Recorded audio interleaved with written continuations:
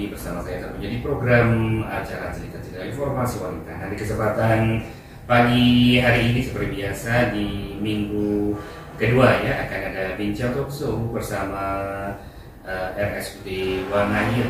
Di kesempatan pagi hari ini saya sudah bersama narasumber kita, ada Bapak Dr. I Gusti Gede Mayuk Suryadharma SPOG. Om Swastiastu, Bapak. Salam Suryadharma. Om Swastiastu, selamat pagi para pemirsa RPKD Ngada dimanapun berada, semoga dalam kondisi sehat semuanya.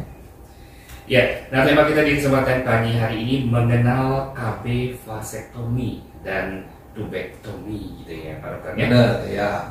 Nah Pak Dokter, bisa dijelaskan apa yang dimaksud dengan metode vasektomi itu Pak Dokter? Baik, begini. Jadi kita membicarakan KB tentu tidak terlepas dari angka kelahiran yang kita ingin atur. Jadi tujuan berkontrasepsi itu adalah yang pertama mengatur jarak kehamilan, mengatur jumlah kelahiran yang diinginkan dan menghindari kehamilan-kehamilan yang tidak diinginkan. Jadi metode KB itu ada beberapa. Seperti kita ketahui ada yang sederhana ya, jadi pantang berkala ya, puntus intrutus namanya, atau KB ancit istilah Balinya ya. Kemudian ada KB yang bersifat permanen. Nah, yang permanen ini bersifat menetap. Jadi KB vasektomi dan tubektomi ini adalah salah satu KB modern ya, KB modern yang memerlukan suatu upaya tindakan pembedahan untuk menghentikan proses kehamilan. Jadi memerlukan suatu upaya tindakan pembedahan yang pada wanita kita sebut tubektomi dengan memotong saluran telurnya. Kalau pada pria kita memotong saluran sperma atau vas deferennya, kita sebut dengan vasektomi. Iya. Nah, ini terkait vasektomi di sini Pak Dokter. Memang masih awam saya ya. Betul. Apakah ada di sini seorang pria melakukan vasektomi tersebut di sini Pak? Iya, baik. Memang kalau untuk kontrasepsi pria yang mantap yang kita sebut dengan vasektomi ini sudah ada banyak pria yang mengambil tanggung jawab kontrasepsi ini dan mau secara sukarela melakukan tindakan vasektomi. Baik. Nah, tujuannya dari pria melaksanakan vasektomi itu karena emang tidak mau mempunyai keturunan lagi atau ada alasan lain sih Pak Dokter? Tentunya ada alasan-alasan lain yang berkaitan dengan istrinya yang tidak memungkinkan untuk melakukan atau tidak bisa melakukan, memilih salah satu metode kontrasepsi apapun. Jadi istrinya tidak cocok menggunakan pil, tidak cocok menggunakan suntik, kemudian ada gangguan perdarahan yang menyebabkan istrinya tidak memungkinkan untuk melakukan atau menggunakan metode kontrasepsi dalam rahim dan sebagainya. Jadi ada indikasi-indikasi medis yang memberatkan istrinya untuk memilih salah satu metode kontrasepsi, sehingga pria secara sukarela membantu untuk mengatur atau bersedia untuk mengambil metode kontrasepsi tersebut. Iya. Berarti intinya di sini karena istri mungkin tidak cocok dengan berbagai metode kontrasepsi tersebut, ya. Akhirnya si suami mengalah gitu. Ya, betul. Asal syarat-syarat untuk melakukan tindakan vasektomi itu sudah dipenuhi. Yang pertama tentu syaratnya sukarela. Ya, harus sukarela dulu, harus mau ya. Pasangan istri juga setuju, kemudian suami secara sukarela bersedia untuk dilakukan tindakan pembedahan mini laparotomi tersebut. Yang kedua, syarat bahagia. Jadi tindakan ini harus dilakukan pada pasangan-pasangan yang harmonis, pasangan keluarga yang sudah memiliki tentunya cukup anak. Syaratnya sih lebih dari 2. Iya. Nah, di sini Pak Dokter, mohon maaf di sini. Gitu. Misalkan adanya satu nanti percekcokan gitu ya. Mungkin ini yang ditakuti nanti. Betul. Adanya percekcokan kemudian terjadinya perpisahan. Nah, apakah di sini pria yang sudah melaksanakan vasektomi itu apakah bisa mempunyai keturunan lagi Pak Dokter? Nah, di sini permasalahannya. Seperti namanya, ini adalah suatu metode kontrasepsi mantap. Kontap ya, kontrasepsi mantap harus benar-benar sudah mantap diperhitungkan. Makanya sebelum melakukan tindakan vasektomi atau tindakan tubektomi pada wanita, benar-benar sang konselor harus menjelaskan pada klien, karena kita tidak bisa menyebut pengguna metode kontrasepsi ini pasien, nggak bisa. Dia adalah orang sehat, jadi kita sebut klien. Jadi benar-benar harus dijelaskan kepada klien bahwa ada loh metode-metode KB yang lain, sebelum akhirnya betul-betul dia dengan sukarela, dengan cerdas, dengan keyakinannya bahwa inilah yang saya butuhkan kontrasepsi mantap ini, dan di kemudian hari memang tidak menginginkan keturunan lagi. Berarti tidak bisa lagi, Pak Dokter? Sangat sulit untuk melakukan rekanalisasi namanya. Jadi operasi pemotongan vas deferens saluran sperma ataupun pemotongan saluran tuba, kalau sudah dilakukan pemotongan, diputuskan kembali atau disambung lagi, itu sangat sulit dan tentu membutuhkan biaya yang tidak sedikit. Dan keberhasilannya pun ya tidak cukup sulit, cukup sedikit gitu ya. Ya, betul. Berarti di sini memerlukan keikhlasan benar-benar betul dari seorang pria. Tapi biasanya kan pria itu ego. Ya, sedikit ego, tetapi kalau sudah bersedia secara sukarela dan berkaitan dengan indikasi-indikasi yang tidak memungkinkan istrinya untuk melakukan kontrasepsi, ya harusnya bersedia untuk melakukan vasektomi. Iya. Nah, apa sih perbedaan vasektomi dan tubektomi tersebut di dalam mencegah kehamilan? Baik, untuk perbedaan vasektomi dan tubektomi tentu dari kliennya sendiri ya. Kalau vasektomi kliennya pria, kalau tubektomi itu kliennya wanita. Nah, kalau vasektomi itu tindakan adalah pemotongan saluran sperma. Kalau tubektomi itu adalah pemotongan saluran telur, bahasa awamnya ya, telur tuba fallopi. Ya. Nah, terkait prosedur pelaksanaan baik itu vasektomi maupun tubektomi, bagaimana prosedurnya sih, Pak? Ya, tentu secara prosedural untuk tindakan tubektomi sendiri itu dapat dilakukan pada beberapa kondisi. Jadi kalau tubektomi, tindakan pemotongan tuba itu dilakukan pada saat setelah proses persalinan. Jadi wanita bersalin, keesokan harinya maksimal 24 sampai 48 jam itu dilakukan tindakan pemotongan saluran tubanya, saluran telurnya. Atau pada saat dia mengalami keguguran, ya, jadi mengalami keguguran dan sudah memutuskan tidak ingin hamil lagi, jadi pada saat dilakukan tindakan pembersihan rahim atau kuretase itu dilakukan juga sekalian tindakan tubektomi atau pemotongan saluran telurnya, atau bahkan pada saat tindakan operasi sesar gitu misalnya pada wanita-wanita yang sudah merasa cukup anak, ya, kemudian mengalami 2 kali atau bahkan 3 kali proses sesar sebelumnya, itu dapat dilakukan tindakan sesar kemudian dibarengi atau diikuti juga dengan tindakan tubektomi. Kalau untuk tindakan vasektomi sendiri, itu kapanpun pada periode seorang pria itu ya, dapat dilakukan tindakan vasektomi, kembali lagi pada kesiapannya itu, asalkan sudah siap, yakin dan tahu risiko kedepannya, artinya memang sudah tidak menginginkan keturunan, itu kapanpun dapat dilakukan tindakan vasektomi tersebut. Hanya kalau tindakan vasektomi itu tidak serta-merta begitu dilakukan tindakan vasektomi itu langsung seminggu 2 minggunya langsung efektif, tidak. Dari literatur itu dikatakan memerlukan waktu sekitar 3 bulan ya, atau kurang lebih 20 kali ejakulasi itu benar-benar spermanya baru bersih dari saluran vas deferens atau saluran spermanya.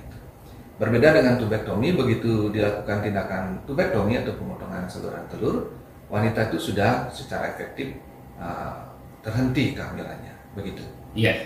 Dari sini Pak Dokter tadi menjawabkan setelah 2 kali ataupun 3 kali sesar gitu ya bisa melakukan tubektomi. Betul. Nah, setahu saya ini kalau nggak salah seorang wanita itu 3 kali melakukan sesar baru dikasih melakukan tubektomi di sini Pak Dokter. Sebenarnya berapa kali sih yang benar seorang wanita itu bisa melakukan tubektomi di sini? Apakah 2 kali sesar, 3 kali sesar atau 8 kali sesar, Pak Dokter? Ini kembali lagi kepada indikasi medis, ya, indikasi medis. Kalau idealnya, karena tindakan seksual sesaria itu adalah merupakan tindakan bedah intervensif yang berisiko, jadi semakin sering, jadi tindakan bedah sesar yang kedua tentu akan lebih berisiko daripada tindakan bedah sesar yang pertama. Risikonya apa? Risikonya adalah perlengketan. Ya, yang kedua risiko tentu perdarahan. Ada risiko yang paling kita takutkan namanya placenta previa accreta. Jadi ari-ari itu bisa menembus ke jaringan segmen buah rahim dan masuk ke vesika urinaria atau kandung kencing. Nah, itu risiko yang terburuk itu. Kalau itu yang terjadi sudah taruhannya memang betul-betul nyawa ibunya. Jadi begitu kita memutuskan tindakan seksual sesaria, kita harus lihat indikasi di dalamnya. Jadi begitu kita melihat placenta previa totalis atau bagaimana kita dalam kondisi operasi itu sulit perlengketan, yang maksimal memang adalah 3 kali. Jadi begitu 3 kali SC lakukan tubektomi. Tetapi kadang-kadang ada ibu yang maaf sekali sudah 2 kali, 3 kali sesar, tapi anaknya perempuan semua. Nah, tetap dia ngotot, saya tidak mau steril, tetap mau kehamilan berikutnya dan berharap mempunyai anak. Itu yang menjadi kendala biasanya oleh dokter spesialis kandungan. Nah, terkait kendala tersebut, masih ngotot seorang ibu ingin mempunyai anak dari laki-laki. Dan di sini sebagai seorang dokter, bagaimana seharusnya di sini dokter? Apakah mengikuti ibu tersebut ataupun memberitahu akibatnya, dampaknya gimana gitu? Tetap hak seorang perempuan, hak reproduksi itu tetap kita akan hormati. Jadi keinginan beliau pasangan suami istri untuk mendapatkan momongan sesuai dengan jenis kelamin yang diinginkan tetap kita akan hargai. Tetapi kembali lagi kita harus benar-benar jelaskan secara detail bahwa memang proses operasi sulit, semakin sering sesar akan semakin sulit dan semakin sering komplikasi akan terjadi dan mengancam nyawanya. Jadi kita berikan pilihan tetap kepada ibu itu. Tetap itu.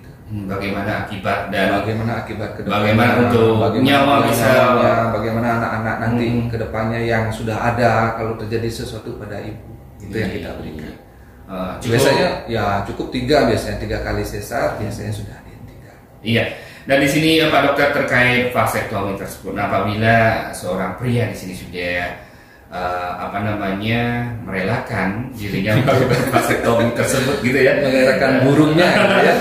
Nah, kemana si pria ini harus melapor untuk melakukan vasektomi? Iya, baik. Kalau di RSUD Wangayo tentu kita ke poli kebidanan dulu, konseling dulu oleh konselor kita. Jadi kita memiliki bidan yang sudah terlatih secara nasional, mempunyai sertifikat nasional untuk memberikan konseling tentang kontrasepsi, termasuk tindakan-tindakan kontrasepsi yang bersifat mantap ini. Diberikan konseling, diberikan waktu berpikir, diberikan pilihan-pilihan metode kontrasepsi yang lain juga. Setelah misalnya dia mantap berdua untuk melakukan, tetap memilih kontrasepsi vasektomi itu, nanti kita akan berikan konsul ke spesialis bedah. Ya, jadi dilakukan oleh teman sejawat dokter bedah biasanya, baik bedah umum maupun bedah urologi. Iya. Harus ada konsultasi terlebih dahulu gitu ya. Konsultasi yang betul-betul mendetail kepada klien. Iya. Apa sih manfaat dari vasektomi dan tubektomi tersebut, Pak Dokter? Ya, baik. Kalau untuk manfaat dari vasektomi dan tubektomi tentu adalah menghentikan kehamilan, ya, menghentikan kehamilan yang tidak diinginkan, kemudian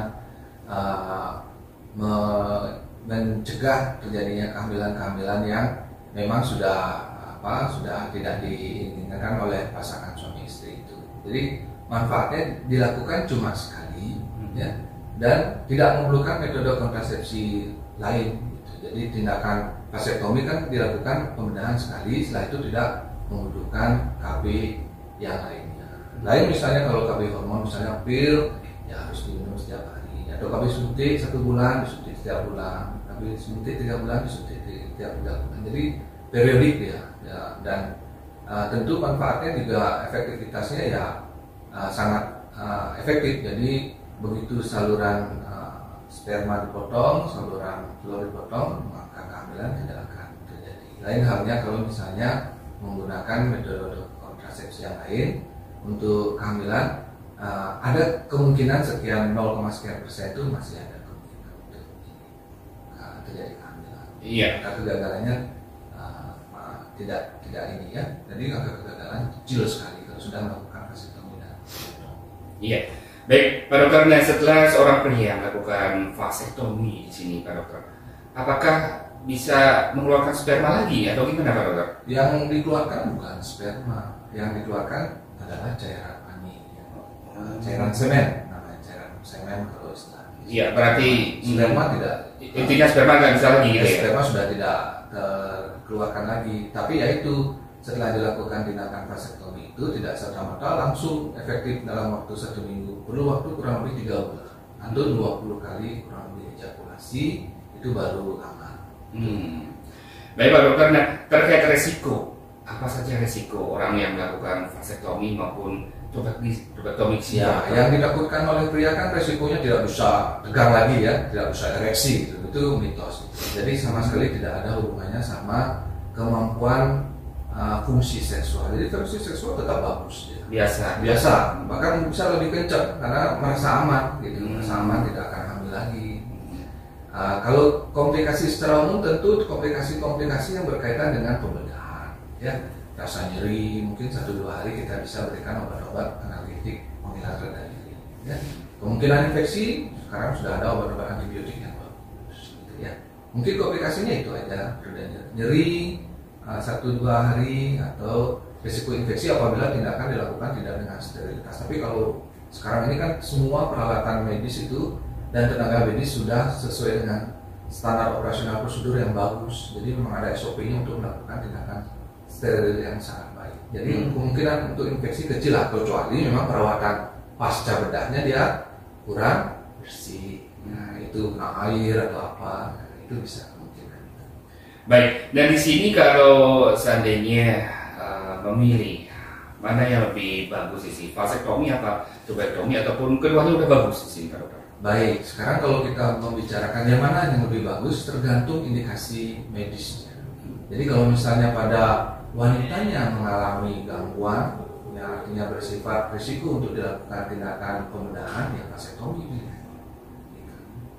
Jadi kalau misalnya wanitanya tidak ada kontraindikasi, tidak ada penyakit radang panggul, tidak ada pendarahan yang tidak jelas, tidak ada penyakit-penyakit yang berkaitan dengan kewanitaannya, ya tentu tuberektomi sangat efektif.